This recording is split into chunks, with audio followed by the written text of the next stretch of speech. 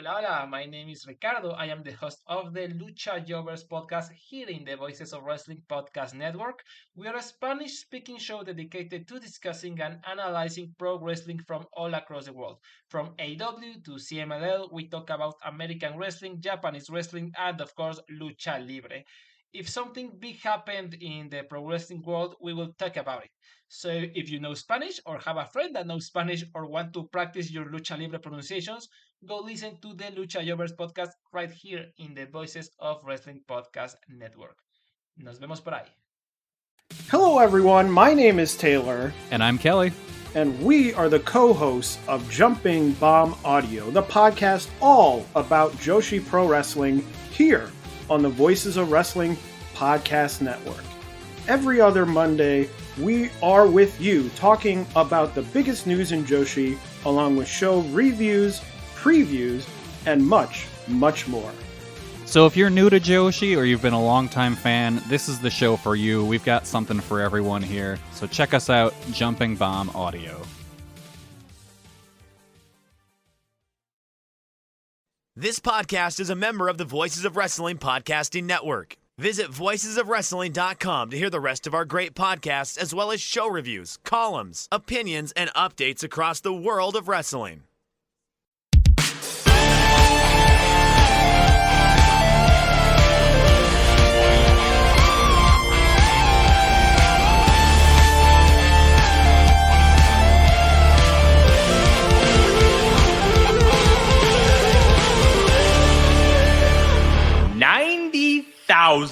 Yes, 90,000 people packed the stands at Wembley Stadium for AEW's All In, a paid attendance record of 81,035.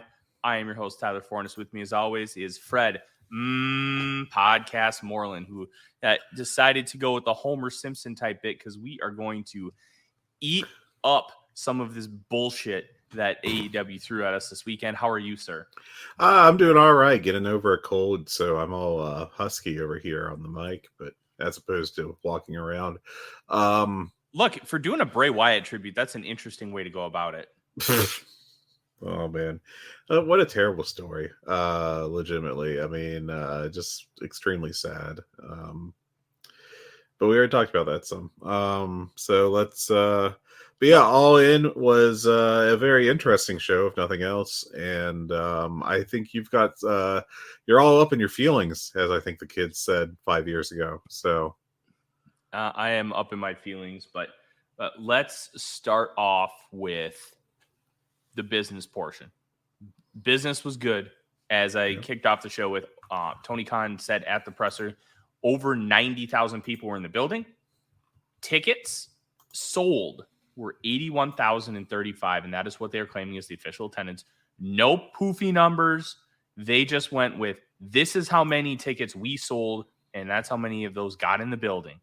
81,035, with over 90,000 in the building being comps and all those other things. And around 10% in comps is not uncommon for shows, especially of this magnitude, because you have giveaways. Like, every radio station is going to be able to give away tickets to this show. And then you have wrestlers who are bringing family and friends, and you have business partners who you're giving tickets. I bet Turner might have had a few hundred tickets for that show. Like, comps are normal. So being in that 10% range is completely fine. They sold 81,035 tickets for a show that didn't have any matches announced up until a month ago. Yeah. This is a massive business success. And to my knowledge, the presser after the show did not have any information about the early returns on pay-per-view, because that's usually a question Tony Khan gets asked. Yeah. Did you hear of anything? Because I haven't seen anything yet, Fred. I have not. I haven't had a chance to listen to Melts or anything yet, but I have not seen any kind of reporting really on how the pay-per-view went. Now I did see actually like a week ago, now that I remember, that they had already pre-sold over, was it? Oh, I forget how many it was now. That's good. Good job, Abby. But it was a good number. And yeah, here it is. Andrew Zarian of Matt Men said that they already had sold as of 5 days ago, so the 23rd. He was told that they had sold over 90,000 advanced pay-per-view buys. I would assume there are a lot of people who are buying these pay-per-views early. And I know we have talked to multiple people who have had issues with BR Live. Whenever I've had to buy a pay-per-view with BR Live, I've had zero issues whatsoever. Apparently, I've been the lucky one because there have been people who have been trying to buy these pay-per-views and then have had real issues doing so. So 90,000 is not too much of a surprise, but there are a lot of people who are just going to wait until noon, point and click, and go. So that's noteworthy in itself. 90,000 pay-per-view buys minimum.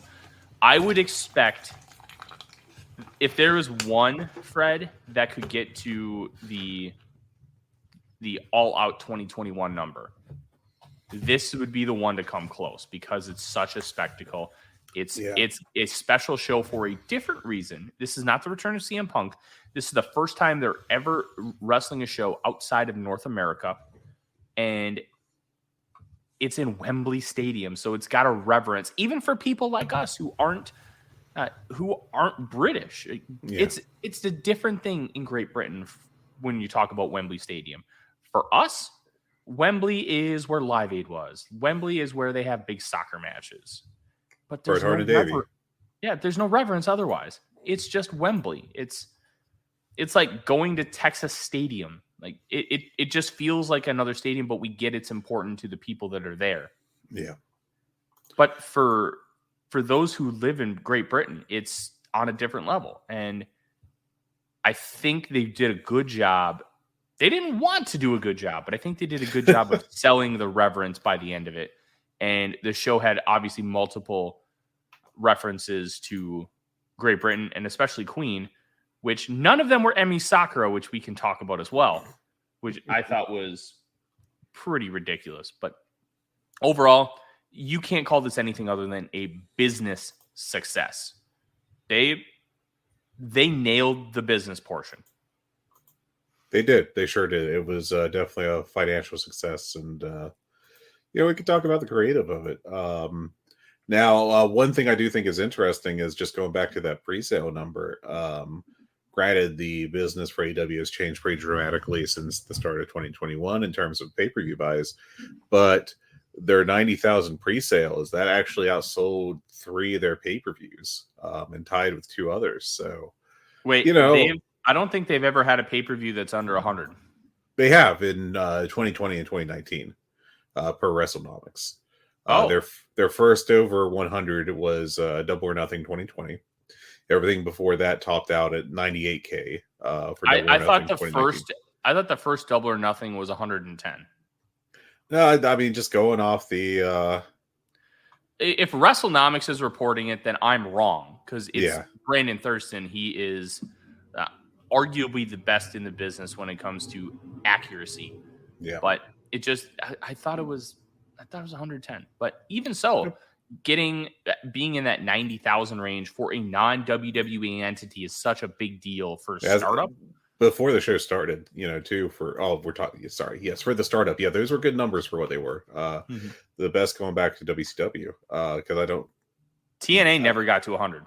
No, I don't think they did. No. So I think their best pay-per-view was, I think it might have been the Bound for Glory, where it was Sting and Samoa Joe.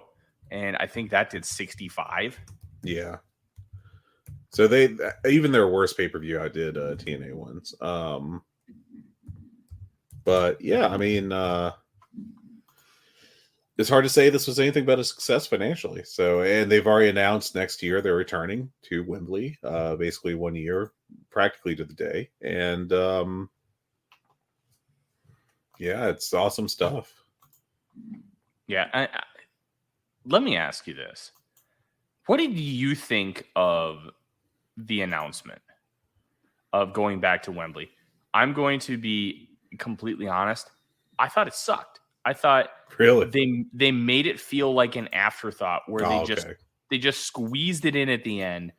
You could have had Nigel McGuinness, who went out and got this to was talk odd in front of his home crowd and does the attendance. I thought that was a nice touch because you get Nigel a live mic, you get him talking to his home crowd. He gets cheered.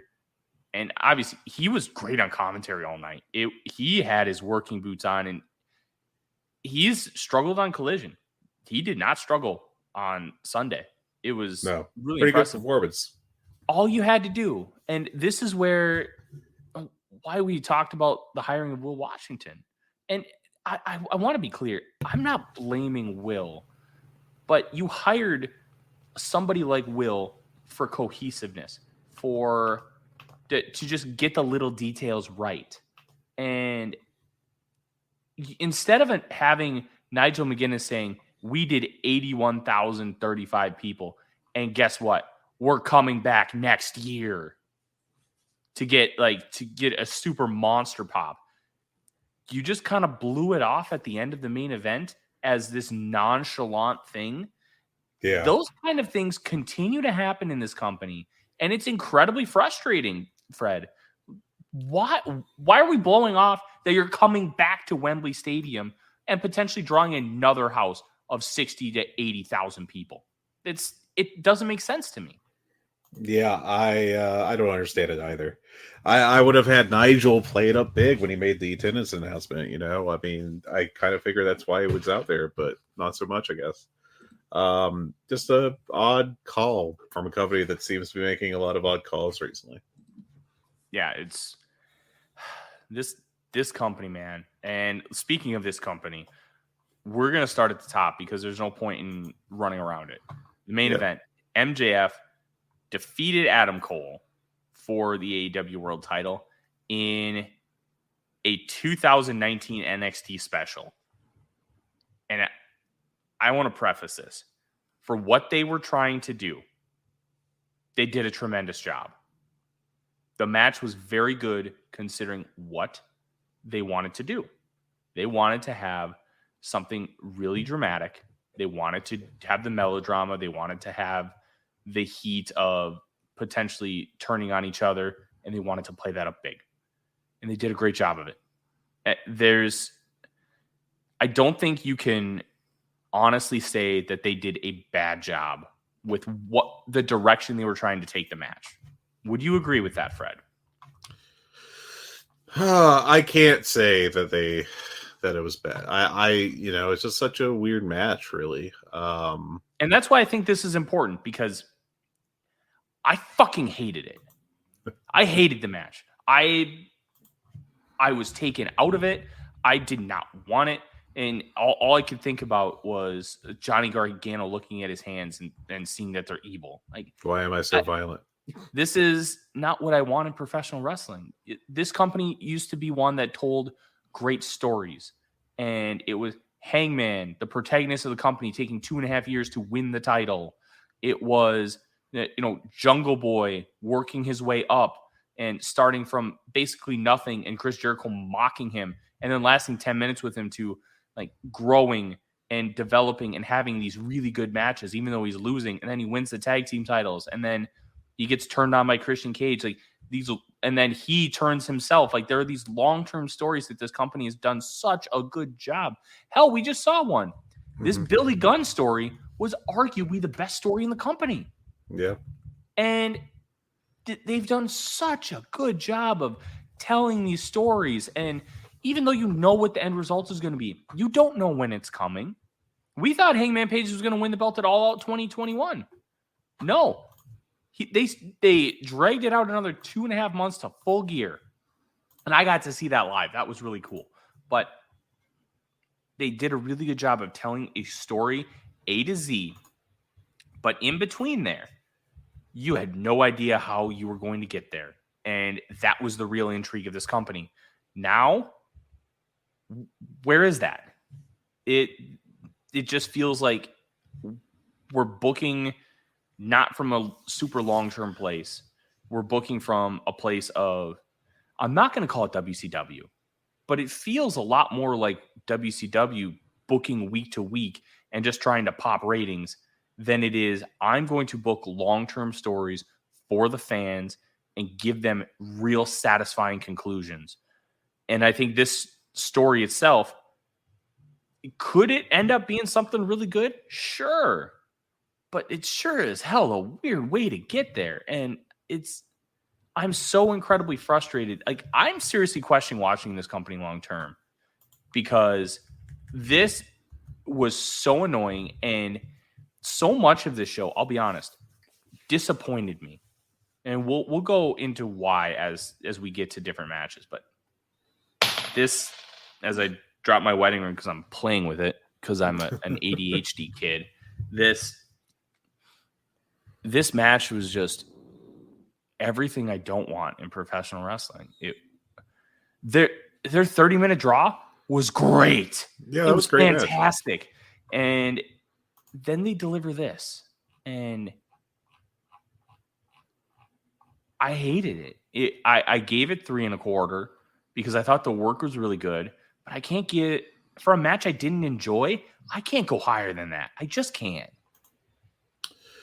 I kind of liked the first half of this match, even though it was slower and, taking a bit of a circuit, maybe not that, but just a winding path to get to where it was going for a bit there. But then I kind of turned on this match when we got to MJF setting up the tombstone on the table, but he couldn't do it because it was just too violent. And there's just got to be a better way to do that, right? The I'm torn about, going this far with my friend. I don't know. There's just got to be something a little less like I'm acting to age myself. There's some great SNL bits of John Lovitz as the thespian, right? Mm-hmm. And it always bits with him doing something and then over the top dramatically declaring acting, and that's just kind of what this reminded me of. It's we have an issue and this is how we're showing you by going blah, just real over the top stuff. And it was just a little much, man.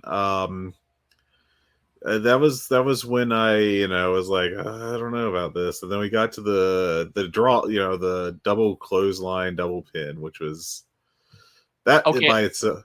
Yeah, I will say, I thought the double clothesline bit was good. I am not really super down on that. I was a little but at the same time, it's funny. I get it. I don't know that I need he in my world title picture though. That's kind of a cognitive dissonance that I'm having with this whole storyline. And then we have the promo in the ring about how, I want 5 more minutes. And then MJF goes, no, you're going to get more. So it's hard for me because I hated it, but I also want to defend it because within the context of what they were doing, obviously the 30-minute draw, Adam Cole asked for 5 more minutes and MJF walked out and said no. And MJF has a reverence for this business, and he goes and says, no, you can't have 5 more minutes. We're going to have a winner because this is fucking Wembley. I thought that was, for what they were trying to do, I thought that was really well done. It was the follow-up that sucked. You want to have a winner in Wembley. Why in the world are you automatically going to all these schoolboys and small packages? Yeah. Beat each other up. Following that up immediately with a flash pinfall try, it was kind of funny. It was stupid. Especially given, not intentionally funny, I will say. I laugh, but not in the way they want. Okay, so if in wrestling, a flash pinfall is treated half the time as Bret Hart's not doing it, then it's treated as almost a joke sometimes. Samoa Joe cut his big promo about how CM Punk only beat him with a roll up, and that's not enough, right? That's kind of a pervasive thing in wrestling. So to go, we got to give the fans what they need, and then immediately going over like small packages is kind of weird, if you think about it at all. Because you wouldn't think that's what the fans need. But yeah, like to go with all this and at the same time, be like, oh, we are super dramatic about being best friends, but also we're going to do like an extended bit about the Eddie Guerrero chair spot, that was like, there's just so much weird stuff in this match. And, also like, yeah, I talked for the past few weeks about how I thought the storyline would go, which was absolutely incorrect. But the reason I was thinking that, and I've been thinking about this some more, is because I thought this was basically a 3-act story, right?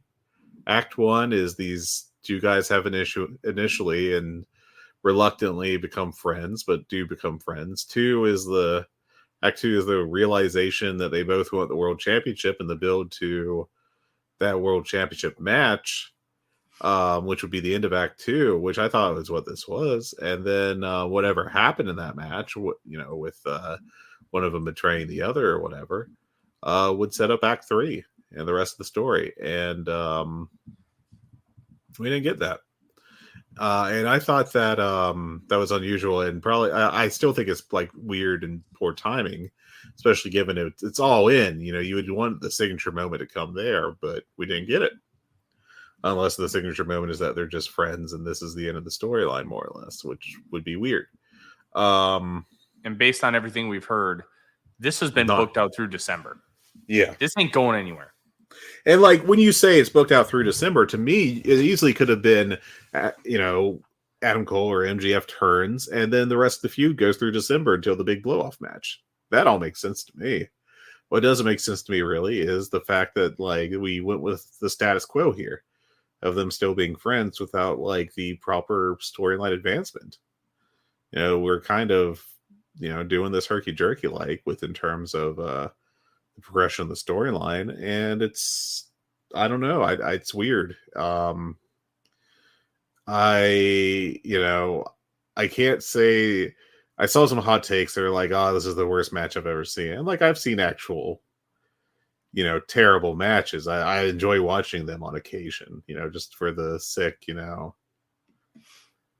satisfaction of like, this is how wrestling goes wrong, whether it be like the Sting, Jeff Hardy, no condition to work match, or the My Vag match, the infamous TNA one, or there's one that's legendary on Cage Match for One Warrior Nation against Eddie something or other. I forget what it was now, but is very much not good. And like, I enjoy watching them and be like, oh my god, look at this nonsense.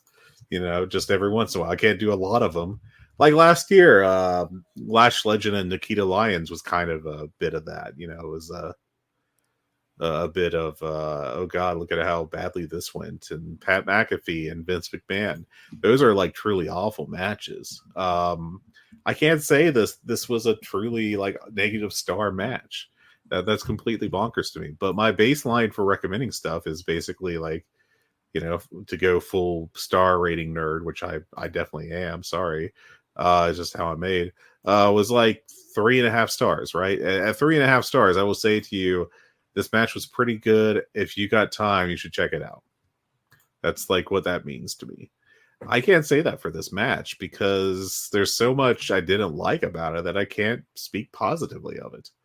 I listened to a little bit of the flagship yesterday, and I listened to Joe Lanza have like a full-fledged, not even a meltdown, but just like a questioning of himself in professional wrestling. I'm looking over at Cage Match, and this main event has almost 400 votes already, and it's at a 8.80, which is basically 4.5 stars. And I guess I'm in the minority, which is, it's whenever, I think the basis is if you have an opinion, you're usually like, and that's not a crazy person's opinion, right? But I'm out here, I guess, on Hater Island. I don't know, man. It's just I don't know. It was a really weird thing. I thought so much of it was corny, and maybe I get my big turn in a week.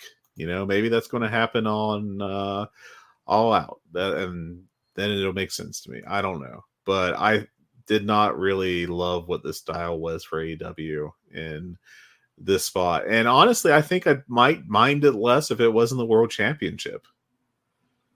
And I think that's why the flagship Patreon has reported that they have people in the company have called this their bloodline. Yeah. And the thing with the bloodline is most people have said, like, you don't need the title for that. Mm-hmm. And I think you might be onto something that they don't really need the title for this either. No. It's hard locked in there. Dude, this is just not the AEW I signed up for. This is not the AEW I wanted. But the fan base overall really likes this stuff.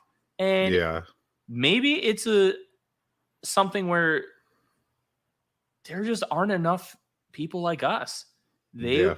Where we wanted something completely different from what Vince McMahon was presenting us in professional wrestling. Maybe a lot of AEW fans just wanted that style. Yeah, but not Vince McMahon. Yeah. Who has, like, over the past decade completely lost his booking instincts. Like, whatever abilities he did have. And I always think that that's kind of he's overcredited for the booking aspect of things because he's always surrounded himself with better guys. At least listen to them for decent periods during the hot periods. Yeah, I think that this was it would bother me less if it was not for the World Championship. But, like, I don't know, man. In kayfabe, this is supposed to be the most important championship in the world, right? From AEW's presentation. Because they're not going to say, like, actually, it's the IWGP that's the real deal, right?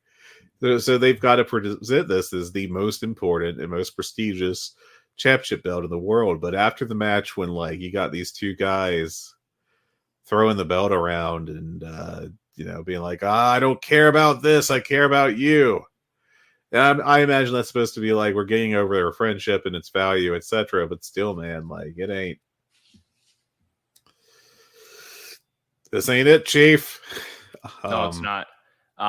Let's talk about the post-match here, because the post-match was my least favorite part, I think. First off, you had Roderick Strong come out and try to get Adam Cole to hit MJF with the belt. MJF pulls out that Dynamite Diamond ring, puts it back in his trunks. He's like, I can't do it. All right. Mm-hmm. And Adam Cole has the opportunity to hit him with the belt. Doesn't. And then MJF rolls him up for the win. After the match, they have their melodrama teenager fight that you'd see in any like coming of age movie. And MJF throws the title belt at him, turns his back, and is like, do it. Yeah. And Roddy's yelling at him to do it, and Adam Cole won't. And there's just so much of this crap. And then they end up hugging it out. Cole raises MJF's hand. They celebrate in the ring together with the joint music. And they call it a show. Confetti. What the fuck? That was awful. Like, well, is this a Disney Channel original movie, or is this professional fucking wrestling? Yeah, the acting was not particularly good, and I will say I loved Roderick Strong still having the neck brace on. What a worker. Boy, but he's been such a geek now. I mean, he is just a total geek. And I do think, like, we got to look at this a little bit negatively in terms of the residual damage it's doing to other acts at this point, because Aussie Open, which was kind of positioned as like a bubbling under tag team, right? They were the Ring of Honor World Tag Team Champions and were just featured in an awesome match on their last pay-per-view. And they were made to look like absolute geeks in their match as the opener. And then Roderick Strong, who normally you could absolutely use as just like a mid-card hell of a worker guy, Instead, now looks like the world's biggest geek. And Roderick Strong should be used like how they used Bobby Fish when Fish first came into the company. Sure, yeah. Have him have 10 to 20 minute TV matches with all the stars and all the up and comers, and you could just beat him like a drum. And it doesn't matter because Roderick Strong rules, and he'll just put on 4-star matches every week on television. A slightly more over version of Tony Nese, There's nothing wrong with that. But Roderick Strong now looks like the world's biggest geek, like almost to an unredeemable level. And I was trying to be, I was consistent up until this, which with saying, what if they turn him heel with Adam Cole and reveal it was all a ruse, then you can at least be like, oh, that was bad acting on purpose, But yeah, I'm not really into what happened here in the main event, and it was way too much. It was just atonal to me to what a world championship match should feel like. I'm not asking necessarily for like these 40-minute matches where this burly men looking hardened at each other and just, but I do want a competition for the belt. And there's a way you can do it within the context of that and have like MJF be like, I can't drop this guy on his head on a table. That wouldn't be right. But, I still want to beat him. I want to keep my title. And you could have easily done a story there, which would have necessitated turning Adam Cole, where you end up with Adam Cole just being more willing to go too far, and push that limit. And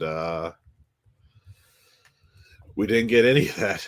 And I don't know, man. I just really don't know where this company's going to go going forward. And I don't, it's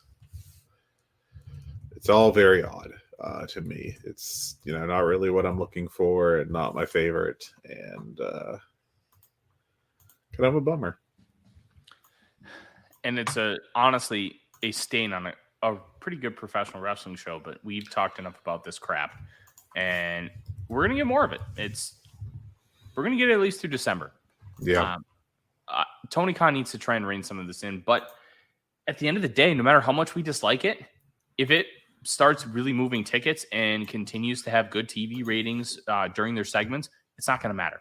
So that's where I think the business element of this really comes into play, because if it's doing numbers of any kind, it's going to keep happening because you follow the money. So there's that. Let's move on to the next match, which was the Trios Championships, where the Acclaimed and Daddy Ass beat the House of Black. I want to say the match is around 12 minutes. I don't have it in times in front of me, but I thought this was really well done. I didn't think the work was phenomenal, but I thought it was good. Billy Gunn looked as least bad as he has in the ring as I've seen in a long time. They really minimized how he really can't move, and they had to murder Brody King to win those titles. They had to hit the mic drop, and I can't remember what Anthony Bowens calls his gimmick, multiple times to pin him, and they took all three guys. So I thought they did a really good job of selling that you had to kill Brody King to get these titles. I thought that was great. And you had the badass Billy Gunn, which honestly was a big disappointment because you didn't get the theme song. You just had pink trunks that said badass on it. Yeah. It really didn't feel any different, which honestly was a disappointment. But Billy Gunn got his title, and now we have the Acclaimed as the Trios Championships after House of Black gave them the titles begrudgingly. Yeah. But I think that they're not long for these titles. I think they're going to have them for a few weeks, and hell, they may defend them at All Out and lose them. Yeah. I thought this was perfectly acceptable and fine, but I didn't think it was good. It was a perfect buffer match. Yeah, it was like 2.25 stars for me. So I gave it, I want to say I gave it 3.5. I thought it was better than most people, but Yeah. I'm also pretty optimistic. For me, 3.5 is a lot closer to most people's 3. So, like, look, I'm not going to punish it. The work was good. Like, was it a tiny rough here and there because it's Billy Gunn? Yeah, but these guys all worked hard. You could tell that they really they put in the effort, and I'm going to reward effort. And I will say, House of Black coming out all white, having the lantern, which I missed. I completely missed on the broadcast until Andrew Rich mentioned it in our office Slack. I missed it too, yeah. That was a really nice, respectful touch. And it's something small that doesn't really, it actually kind of helps their gimmick because they're spooky and all this stuff, and they were coming out in all white, which I thought was really nice considering it was Wembley. Awesome stuff from the House of Black. But I don't really have much more to say about this match. Oh, yeah, what do you think about what do you think about the Julia Hart spot? Boy, that fell out of place in modern wrestling, didn't it? I remember all these spots growing up where like Sensational Sherry would get like, menaced by Ultimate Babyface Hulk Hogan, or the Dudleys got super pops for putting Mae Young through a table. And I'm not saying that it didn't bother me or anything, but all the same, it's I don't know. I don't think it was terrible. I guess I don't know. It was weird. It was really weird though. So yeah, it was weird, but this is a tough one. I'm going to kind of parse it out. One, I don't think it's necessarily a good idea to be involving women in this element. But I will say it's not like she's not a trained wrestler. She's a professional wrestler. Her role right now is a manager. So I have, within the context of wrestling, I have less of an issue with that. It's not like a valet who is only a valet, who doesn't ever take bumps, who's never been professionally trained in her life. So from that aspect, I don't have too much of an issue with it, because that like she knows how to do this, and that's fine. But it's also man jumping on woman. That I think is the issue. I don't know. Didn't somebody say this was like a Heart Foundation tribute spot? Didn't they used to do something like this consistently? Like, correct me if I'm wrong. This I thought I heard somebody say it was like a tribute spot. I'm not sure if they did. I didn't get the tribute, I guess. Yeah, that would just on me, I guess. But yeah. Yeah. So that is what it is. Overall, good match. It served its purpose. Moving on here, Chris Jericho gets beaten by Will Ospreay. Even though Chris Jericho steals everybody's heat, he continues to lose on pay-per-view, losing this time to Will Ospreay via 2 Stormbreakers. Chris Jericho has Fozzy, or at least we think it's Fozzy, or at least it's a band playing Fozzy, up above the stage, and then he comes down and starts singing Judas throughout his whole entrance.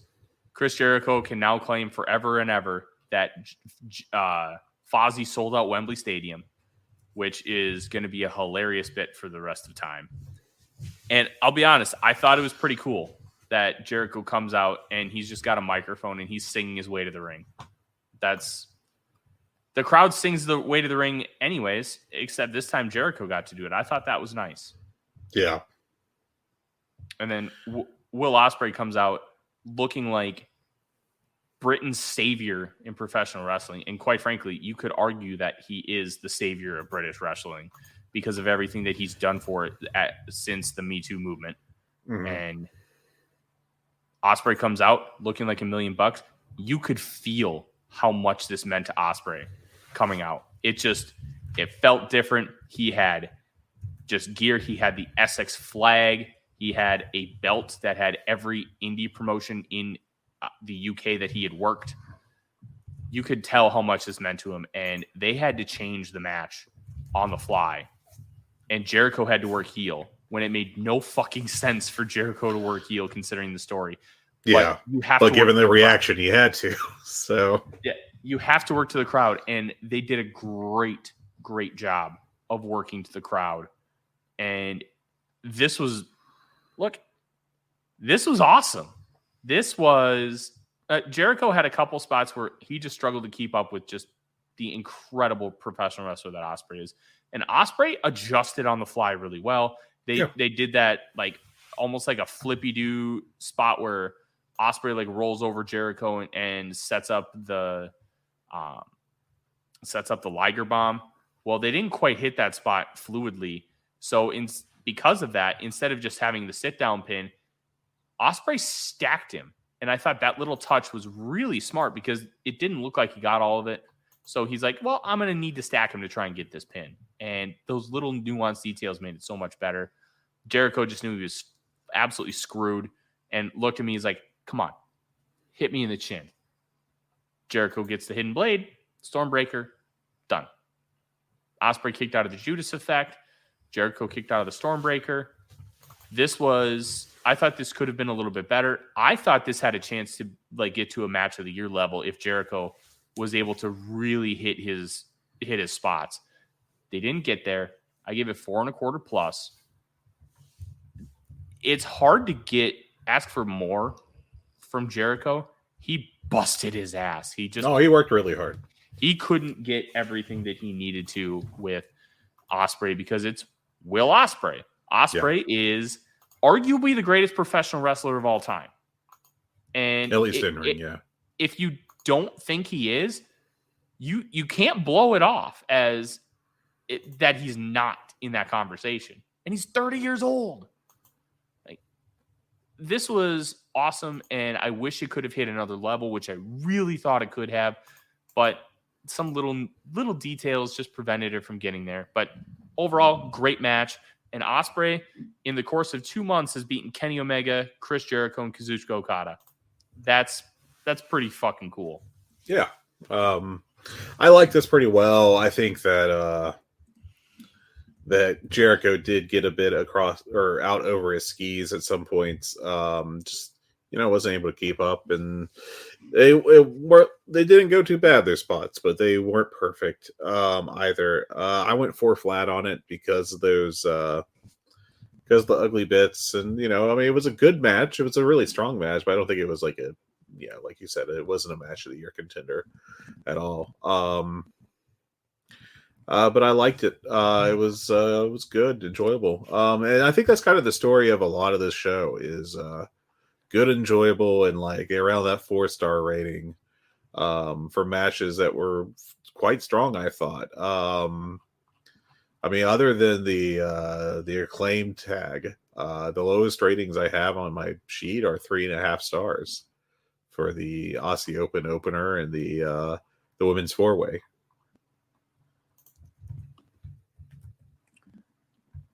Yeah.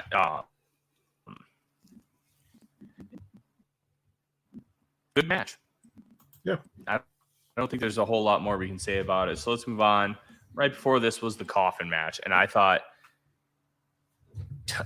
music matters in professional wrestling. And sometimes you don't understand how much music matters until you get something that just hits. And Sting and Darby Allin coming out to Seek and Destroy, which Sting got at the dying days of WCW, I thought was great, and it fit the tone of this match. And boy, oh boy, did they bust ass in this match. Darby Allin took some hellacious bumps. And look, Darby Allin's going to die by the time he's 40 because of how he throws his body around. And if that's what he wants to do, that's his choice. He knows what he's doing. But the bumps he took onto the coffin, one flat, where he did the coffin drop on the full length of the coffin. And then to finish the match with Swerve trying to get out, he did the coffin drop from the top rope, like onto the widthwise of the coffin to be able to get him in, which they didn't get all of Swerve's hair in. So I hope that Swerve and Prince Nana come out on Wednesday and make light of that, because not all of Swerve's hair was in the coffin, baby. But it was great. Christian was awesome. Swerve was awesome. Sting was awesome. Darby was awesome. We laughed about how we got here and how a coffin match tag team was kind of dumb, but this worked. I give it 4.25. This was Sting and Darby are now 19-0 teaming together. Mm-hmm. That's Never a wild lost. number. Yeah. I can't believe they've tagged that many times, to be frank. But yeah, they rule. What a great act, great team together. I like this a lot. I went 4 stars flat on it. I thought that it was a really exciting match. It wasn't exactly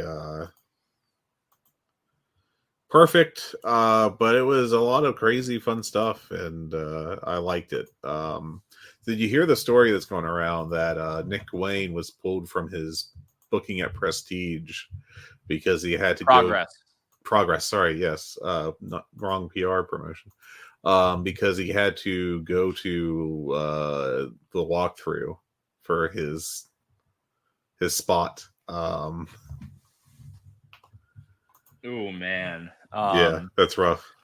Considering the match was against Leon Slater, I absolutely hate that they pulled him, because I thought that giving him matches like that is going to just help his development. But it also says something that I also get it, because you have an 18-year-old kid who's barely wrestled in front of crowds of like 4,000 or 5,000 people. If he's had like a couple matches in front of those kind of big crowds, he's going in front of 90,000. So thinking being, well, let's give him a walkthrough so we make sure that, nothing goes wrong, and at least he's got that. So when it happens, just in case he gets a little bit of stage fright, which is not a crazy thing to think about, considering, and yes, he's a professional wrestler, but there's a difference between working in front of hundreds of people versus almost 100,000 people. And I get it. It sucks for Progress, but it's also Progress, so who cares? They've done enough damage to themselves. So I get it, but it kind of just is what it is. I don't really think there's anything to read into other than that. Yeah. Yeah, just kind of a minor story, but a bummer. So, yeah, definitely a minor story. And let's continue on. The women's 4-way. Saraya pins Toni Storm to win after her stolen Emi Sakura Valor. Yeah. Coming out to Queen. Okay, so she comes out to Queen with her whole family, which I'm going to be honest, I had forgotten that she was related to Ricky Knight Jr. That for some reason it didn't click in my head, but I'm like, oh, duh, I'm an idiot. She comes out to We Will Rock You by Queen, which some people were like really annoyed by. I get that you're annoyed that it's Saraya, but you're giving Saraya a Queen song. Saraya's a Brit. I didn't have an issue with it. No, I didn't have an issue either. I thought it was fine. Now, Saraya is Saraya. I get it. But that's just kind of cool. And I will say Hikaru Shida's music was awesome. I don't know if this is brand new, but it's the first time I had really listened to it in depth because it was a little bit of a longer ring entrance. Mm-hmm. Music was great. I thought it was awesome. And the match was okay. I gave it 3.5. I thought the work was pretty good. You had some of the 4-way melodrama, but like most AEW 4-ways, it's not just 2 people exchanging in the ring and 2 people waiting outside. It's 4 people wrestling. And you had the stuff with Toni Storm and Saraya, and now that's probably going to continue. I wouldn't be shocked if you have Toni Storm and Saraya for All Out because of how things kind of went in this match. You got Saraya the moment of winning the title at Wembley. Now you can take the title off her, and that's the end of it.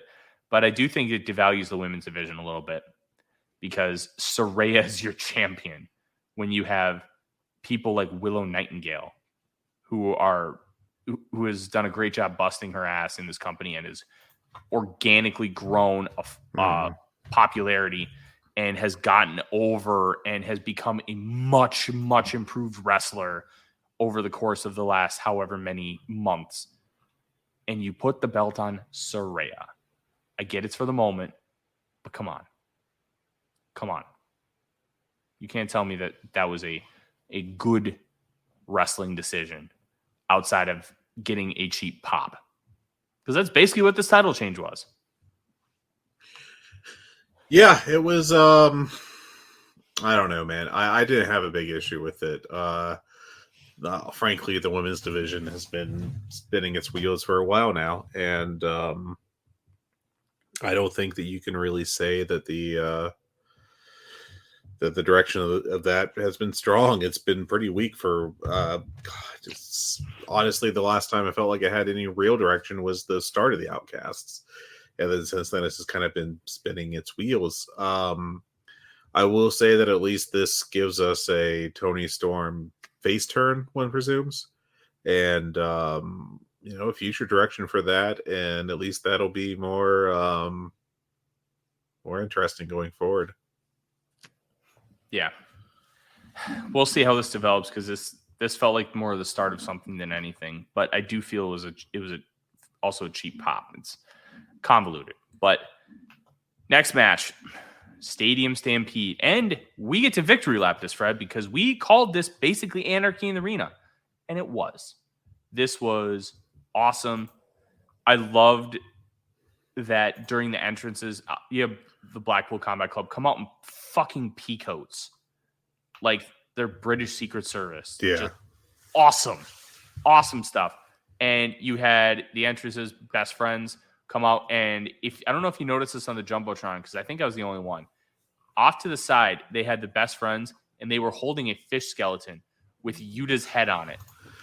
Yeah, well, I don't think it was supposed to be a fish skeleton. I think it was supposed to be like his spine. I think it looked like a fish, but okay, all right. If it was the spine, I'll stand corrected. But okay. I thought that was great. And my favorite part is Eddie Kingston doesn't even take a moment to absorb that he's wrestling in front of 90,000 people. Eddie Kingston wrestling in front of 90,000 people. No, he runs out like he wants to murder Claudio. And I love that. Look, this is a blood feud. And no pageantry, no walking up like the Miz doing your full entrance. No, yeah, I want to kill you. I thought that was great. And this was awesome. My favorite part of the match. I almost gave this 5 stars. AEW does such a great job with these plunder matches. My 2 favorite spots were when Sue comes up in the van and gives Trent the cookie sheet, but the cookie sheet had cookies on it. Yeah, tea cakes, right? I think. But yeah, very. I lost my mind when Penta came out after his wardrobe change, where they did a stretcher job so he could come out as evil Penta. That's the kind of I enjoyed that bit of nonsense. It is nonsense, but it's like Penta has this other persona, and it's been established that he has this other persona. So normal Pentagon Jr. getting stretched out. Oh, well, his evil dark side comes out. I thought that was nice. The ladder snaps, and they still find a way to do that spot. They shout out Alex Abrahantes for saving that spot. I think it was supposed to be a Canadian destroyer, but they turned it into a power bomb because of the ladder. Yeah. And great stuff. The finish of this match was awesome. Orange Cassidy brings out a bucket and a glass bottle with glass bottles, and he breaks the glass bottles, and he reverse duct tapes his entire fist and smashes it into the glass to get as much as he can on his hand. And a couple minutes after that, he ends up hitting Claudio with the orange punch with the glass hand and gets the win. Awesome. Yeah. Great stuff. And there were so many other cool spots throughout. You had fighting on the concourse. You had all kinds of spots in the ring, up on the stage. They did a wonderful job here. And production could have been better. We say that a lot about this company. But this was better than the last Anarchy in the Arena. Not as good as the first. But they keep nailing these plunder and brawl matches. This is a plunder company. Awesome stuff. Yeah. This I think was my match of the night. I went 4.5 on it. I didn't really think there was anything that was like 5-star level on this show. I think Trevor Dame had the best tweet about this match, which was basically it wasn't the best one, but it was the one that felt the most like someone would die. And I think that's pretty accurate. I thought that it was really well worked. I thought it was exciting. It was absolute chaos, but in a good way.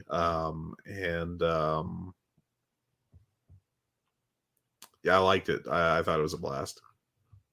Yeah, it was a blast. And we have Moxley is going to be challenging for this part of the booking I think is dumb.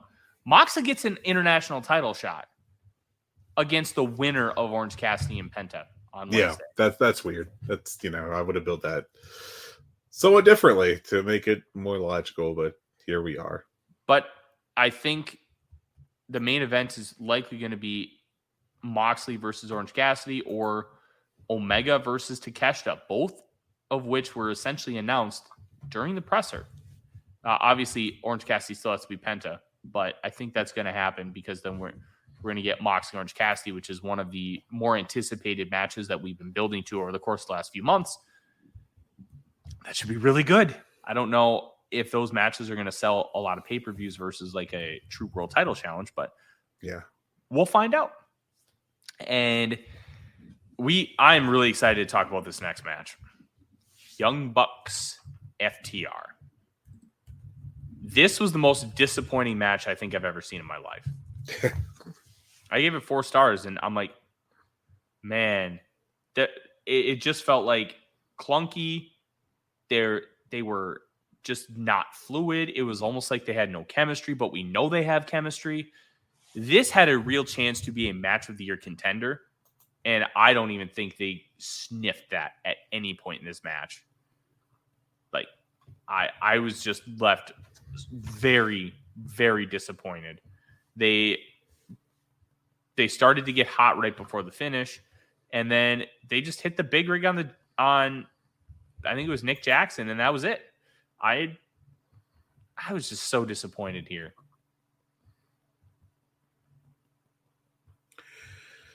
Yeah, this felt really disjointed. It's like they couldn't really get on the same page except for the last couple minutes. Once Cash hit the spear or through the ropes, the Big E spear, it picked up, I think, quite a bit after that. But before that, it really felt like it was lacking any fire, and they were just like, we're going to be doing spots, and I mean, they were all done pretty well, and I don't know though, it just didn't have the juice that you were hoping for, or at least I was hoping for. This was an opportunity to really have one of those all-time great tag team matches, and they didn't. They just had a very good tag match. Yeah, and these two teams should not be having good tag team matches. They just shouldn't. This should have been much better. This should have been an all-timer, and they had a chance, and they didn't. They didn't. We had another homage to Freddie Mercury with the Jacksons coming out in kind of like a Freddie Mercury Queen cosplay, and then FTR came out, and it almost looked like Dax had the boo-boo face. Well, Dax got the pin. Yeah. No, Cash got the pin, which is weird considering his arrest, but I digress. Overall, I was surprised by their keeping the belt on FTR given that whole situation. I mean, maybe there's still time for it to Yeah, time for it to go somewhere. I don't know, but I don't know. I feel like that's really risky, but I guess we'll see what happens next. Yeah. Right before this I thought was weird to be the second match on the show. They structured this show very oddly, in my opinion. The Golden Elite versus what I'm calling the Don Callis family. Konosuke Takeshi and Bullet Club Gold's Jay White and Juice Robinson. Started off a little slow. Overall, this ended up pretty good. I give it 4.25 plus. Omega was just hitting violent V triggers, and he had hit one on Takeshita a minute or so prior. And Takeshita rolls him up for the pin. Flash pin in the midst of a bunch of chaos. I thought the finish was really well done, and I thought it was good stuff. I really do. I gotta take the mic here for a second. I gotta say, Jim Ross needs to retire, man. He's so bad. Look, I grew up with him. Like, he was literally the voice of my generation of wrestling when I was growing up. Just absolutely one of the best to ever do it. He is. He's just like, it's like he's just riffing out there, just doing bits on his own. I have to think when he was like, "Oh, it's Freddie Mercury here." I mean, I think I assume that was an attempt at a joke, but I'm stumbling over my own words here, trying to bury him for not being good at talking. I think that really he doesn't come off as interested in the product. He does stuff that doesn't make any sense to me. Like, it's been a long-term thing in AEW ever since the launch of the promotion that, they do a long 5 count for tag, combo moves. And every chance JR gets, he buries refs for doing that, even though that's like a company direction. So it's like he's trying to get heat on these refs, but, they're not heel refs. They're letting baby faces, do cool combos instead of, it'd make more sense if it was like heels using that to maximize cheating, but that's not what it is. And then, just towards the tail end of this match, Ibushi and Omega try, what Excalibur calls the Golden Lovers V-trigger. And JR just out of nowhere just screams, "Why is everything golden?" It like the most okay grandpa kind of thing, not making fun of him for his age, but like just the meme, of the old person being out of touch. And I just think JR did an awful job tonight, especially during this match. And I get trotting him out for this because it's the biggest show you're like possibly will ever do. It's Jim Ross. He's a huge name, but he just needs to stop. It's not good anymore. And it hasn't been good for a long time. I think after the first year of AEW, he really lost his fastball, and it's not good. Initially, I can understand the allure of bringing in a Jim Ross because him on the announcer's desk brings an essence of credibility immediately to your promotion because it's Jim Ross. He called those Ric Flair and Terry Funk matches back in '89. He called Mick Foley, Undertaker, Hell in a Cell.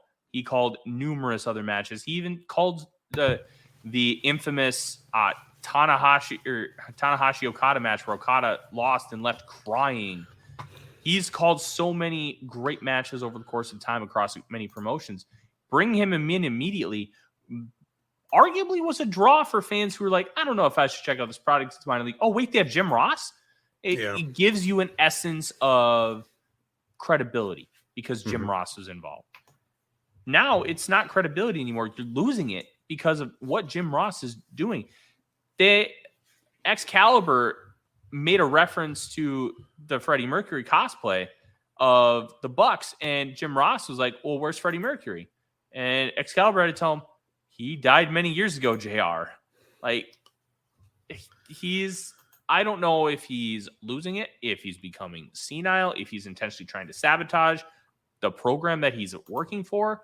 I don't know what the answer is. I know that there's something, and it's negatively impacting this company, and it needs to go. It needs to go. I have to think that that the Freddie Mercury thing was an attempt at a joke. I have to, because I really can't otherwise imagine it, but yeah, it's rough, man. It's not a great time. No, it's bad. I will say I really enjoyed a lot of this match. I thought Juice Robinson's entrance was fucking phenomenal. He's basically he's tailor-made for wrestling, man. Oh, he's so good. And his hair is just like, the dreads were dope, but yeah, they wore out, and now he just looks like an unhinged, like 1970s like rocker. Just, you know what he kind of looks like? Disco Stew. Yeah. He looks like an unhinged Disco Stew cosplay, and it's great. And I don't mean that as insulting. I think it's awesome. He's just so perfect for what he's doing and for professional wrestling. And I thought this match was really good. But the best part about it is now we get Omega to catch the singles, which has a chance to be a match of the year contender. Yeah, I'm looking forward to that a lot. That could really steal the show. Well, it's time. I'm surprised that we waited this long to get to talking about this, but Charles Montgomery Punk against Samoa Joe. Oh, this was great. This was a great match. I was kind of thinking we'd save most of the talk about the drama to Thursday, but if you missed it, there are varying stories going around, and it's always funny. You can tell which one it comes from the Punk camp, because it's basically there's one reasonable person on this planet, and it's CM Punk, and everyone else around him is a maniac. And the story from the other side is always CM Punk did a crazy thing, and we're just trying to deal with it. And it's very funny to me that there's just this consistency. I mean, it's telling you he's telling on himself with these stories that always come out that are, I'm actually a good person. Like Jack Perry got dragged into this when there was that report a couple weeks ago that CM Punk was like, "Hey, kid, you don't have to bump in glass. Also, are you trying to skip work because of this?" Which is, when Perry already had the next week off. Frankly, just a bizarre, thing. But then, I'm going to jump back to the pre-show when him and Hook were having their match and they were working around the limo. Jack Perry, in one of the all-time definite moments of wrestling. I'm not attaching an adjective. It was just a moment that happened. Slapped the windshield of the car, looks right at camera, and says, "You know what this is? This is real glass. Cry me a river." It's just, oh my god. It was so petty. Jack Perry tomorrow. Strap him up. That was the best thing he's done his entire career. It was the best part of the show. And you know what it showed? Real passion, real fire, hey, I am here. You're not going to push me around. And to kind of go with reports, there's one report, a report from one source, that was Jack Perry started it. Yeah. Multiple other sources said this was all CM Punk who got in, including Miro tweeting in response to it and saying that's not what happened. Just all-time stuff. But let's get back to not burying CM Punk for being a douchebag, but let's talk about how great this match was with Samoa Joe. My favorite spot in the match was Samoa Joe is about to do his walk away from the crossbody off the top rope. CM Punk instead just turns around, and then I think he just delivers a missile drop kick from the second rope. and then he gets Samoa Joe outside the ring and then does a crossbody from the ring to the outside. And that's when Samoa Joe does the gimmick. That was awesome. That was great stuff. Yeah. CM Punk doing the planche to the outside and Samoa Joe doing his walk away and then the wanking motion was art. Put that in a museum. But yeah, like Joe and Punk was a great match, which is what, frankly, that match in the semis of the Owen should have been. This was so much better than that. Which only kind of makes that booking decision even more bizarre. But yeah, I thought this was a blast. I thought I went 4.25 on it. You could tell me. I mean, I couldn't even argue with you if you thought it was the best match of the night. I have it probably at number 3, but I thought it was great. Yeah, and CM Punk is just the funniest man to ever walk the planet of the earth, and he doesn't mean a single bit of it. Yeah, awesome stuff. I gave it 4.25 plus. I thought the match was really good. And I thought it was even better that the finish of the match was the Pepsi plunge. Yeah, that was wild. That was perfect. It was a great addition to like this rivalry. Mm-hmm. And it was a match that was done with some reverence. Like, because these guys have been rivals for 2 decades, and I thought this was incredibly well done from start to finish. That's about it. Yeah, now, of course, the big news around this match was, other than the confrontation, apparently immediately before CM Punk went out, was that security escorted both Jack Perry and CM Punk to their locker rooms immediately.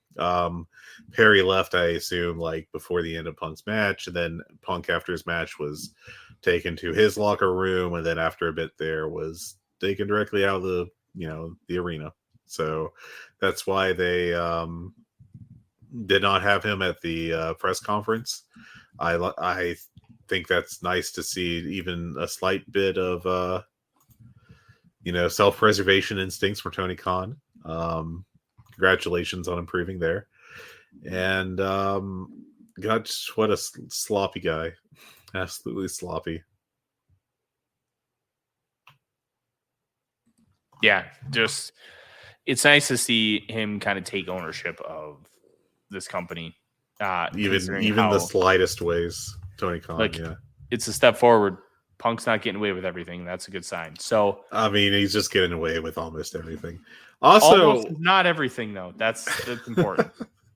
It is extremely funny to be 44 years old and allegedly constantly looking for fights. Like, I don't even have the energy to like argue with someone about wrestling on Twitter. I'm just imagining, and I'm several years younger than him. I'm just imagining getting that old. I mean, like, yes, I have a list of enemies, and I'm going to beat them all up at the biggest wrestling show of all time. Awesome stuff. It's just next level petty, and I appreciate that. We already kind of briefly talked about the first match on the pre-show, which was Hook versus Jack Perry. Obviously, Jack Perry came out in a limo.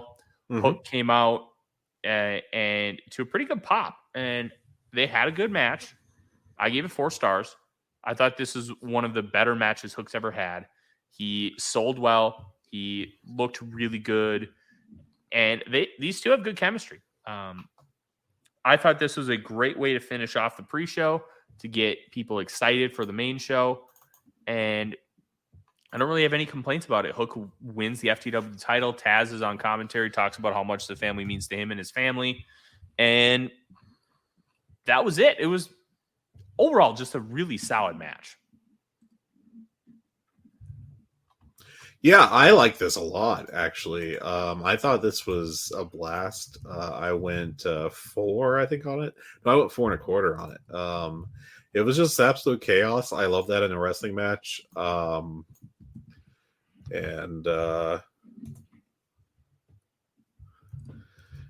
Yeah, I thought this was just a lot of fun. I thought Hook looked awesome in it. I thought Jack Perry did a really good job. Jack Perry between the bells has always not been the problem. Jack Perry on the mic has always, that's always been the weak point. Maybe he'll keep getting better as a heel, but yeah, I like this. I like this a lot, and I thought for a pre-show match, especially, it did a damn good job. And now we have to talk about the first part of the pre-show, which was MJF and Adam Cole defeating Aussie Open for the ROH World Tag Team titles. Good for Aussie Open getting here, considering they were just wrestling indies about a year and a half ago. And now they're wrestling in front of 80,000 plus people. But they basically got jobbed out here. And they hit the kangaroo kick, which all the credit to Kyle Fletcher. He sold it like death. And then they hit the double clothesline for the win. Yeah. The most unexpected outcome for what this match was going to be. And that's what we got. I gave this, because of the work, I gave it 4 stars. I don't think you have to go out of your way to watch it. I think you do if you want to keep tabs on the MJF Adam Cole storyline and how they're continuing to feud. I do think it's must watch, but it was fine. I didn't really have anything else to say about it. It existed. Yeah, it's fine. Yeah, I went 3.5 on this. There's a lot of shtick, obviously, but I enjoyed it. This didn't bother me quite so much. Now I can take umbrage with the booking of Aussie Open for sure. But as far as just the match itself, the layout was fine. It was, fair bit of goofing around, but it was a pre-show opener, so that's obviously a very different spot from the main event. I enjoyed this pretty well. Yeah. Overall, this was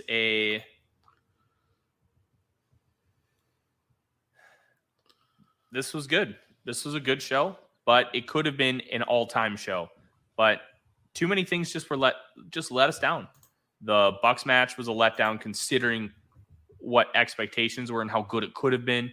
The main event, your mileage is going to vary on it, but in my opinion, it's just too divisive to really consider this a truly all-time great show. But it is a great show in the fact that it's a massive business success. And no matter how you feel about the actual card itself, just being able to have a upwards of a $10 million gate and 90,000 people in one venue for anything, especially as something as niche as professional wrestling, all-time stuff. Great stuff. Yeah, I thought this was a damn good show. It was not close to a greatest show of all time thing. Won't be among my best shows of the year. But it was an 8 out of 10 show. Even with how I feel about the main event. There was just too much good stuff on the show. I like really everything up until the semi-main, and then the semi-main was just kind of it was a story driven, buffer match essentially. I definitely would have preferred if it was a better match, but I mean, when you do a match that's built around Billy Gunn in 2023, it's only going to get so good. And you liked it a lot better than I did, so less of an issue for you. But yeah, I mean, enough. The negatives, obviously, ignoring once again the drama that seems incessant with CM Punk. It just seems impossible to really be too negative on the show, even with what I didn't like about MJF and Adam Cole. And I saw some interesting discussion this morning about what if this was just MJF's idea of trying to work to his opponent's strengths. Because with Bryan Danielson, it was really about the wrestling. And, there was other couple comparisons I saw there that was interesting ideas. And, maybe he decided to go down this path with Adam Cole because this is what Adam Cole's NXT highlight matches were like, was a bunch of melodrama, really. But I just wish it was more logical and less silly, and it's a bummer. Yeah. But we'll be back later this week for another edition of the Heat Check. And it will be for All Out, which is on Sunday, September 3rd at the United Center. And then one thing we will mention before we go, Wrestle Dream, October 1st in Seattle, Washington, will be a tribute pay-per-view show to Antonio Inoki. And the theory is that there will be some New Japan involvement. Tony Khan alluded to hoping to have some New Japan involvement, but they have a pretty big Korakuen that day. So what kind of involvement, we'll find out. But that was announced, and this is one step closer to having a 12 pay-per-view calendar. So something to be aware of, something to be prepared for. Meantime, I'm Tyler. He's Fred. We'll talk to you again later this week. Take it easy, everyone. Cheering at pro wrestling shows in Japan is back, and 2023 is already shaping up to be a big year in the history of pro res. That's why you should listen to the Emerald Flow Show. From the Royal Road to the Green Mat, Paul and Gerard take you into the world of All Japan Pro Wrestling and Pro Wrestling Noah. Not only do we analyze events, but we examine business, who is getting over, what angles are working or not. Occasionally, we take a look at other Japanese promotions like DDT and Zero One. So if you're looking for more coverage of the world of Japanese wrestling, check out the Emerald Flow Show on the Voices of Wrestling Podcast Network, available on all of your favorite podcast apps. Hello there, everybody. It's me, Garrett Kidney, the co-host of You've Got to Be Kidding Me on the Voices of Wrestling Podcasting Network. And I am Liam Jones, my full name, and I'm also a part of the Voices of Wrestling Podcasting Network as a co-host for You've Got to Be Kidding Me. We are a TNA history podcast that covers TNA 1 month at a time. We cover all the drama, all the matches, all the Vince Russo nonsense you could ever want in your life. Have you heard of TNA? I bet you have, but would it be funnier if two people made jokes over it the whole time? Probably. So if that sounds like fun to you, check it out on this very Voices of Wrestling Podcasting Network, and Liam will do bits and whatnot.